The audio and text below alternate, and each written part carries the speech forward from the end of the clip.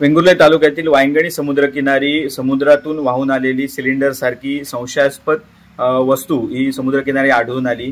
यानंतर बॉम्बशोधक पथकाला पाचारण करण्यात आले। बॉम्बशोधक पथकाने त्या संपूर्ण सिलेंडरची पाहणी करून सुरक्षिततेच्या कारणास्तव तो सिलेंडर निकामी केलेला आहे। पाहणी केल्यानंतर बॉम्बशोधक पथकाने या संबंधित सिलेंडरचा कोणताही धोका नसल्याची माहिती या ठिकाणी दिलेली आहे।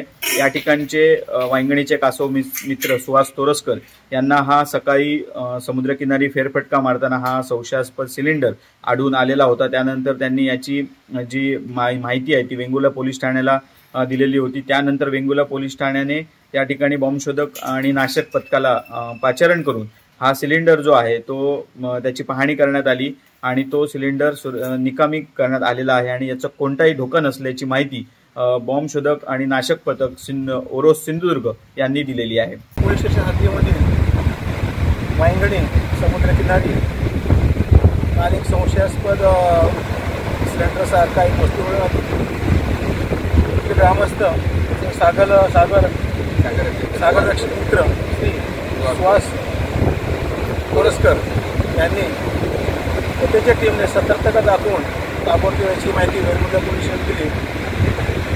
लोकांमध्ये सध्या जे काही घबराटीचे वातावरण ते तयार न होण्याकरता त्यांनी फार मोलाची कामगिरी केली आहे। त्यानंतर माननीय पोलीस अधीक्षक साहेब तसेच कंट्रोल रूम सिंधुदुर्ग यांच्या आदेशाने BDS टीमने आज येऊन सदर सिलेंडर या वस्तूची घातपाती तपासणी केली। सदर वस्तू ही कुठल्याही प्रकारचे बॉम्ब सदृश्य वस्तू नसल्याची खात्री पटल्यानंतर सुरक्षिततेच्या कारणास्तव बॉम्बशोधक पथकातील